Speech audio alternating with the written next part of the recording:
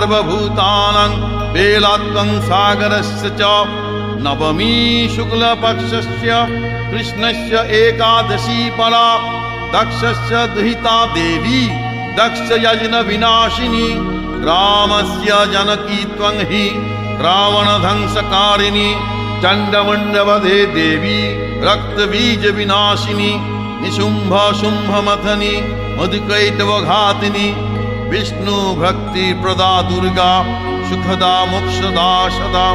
आद्यास्तवम् इमं पुण्यं यः पठेत् सततं नरः सर्वज्वरभयं न स्यात् सर्वव्याधि विनाशनं कोटितीर्थफलं तस्य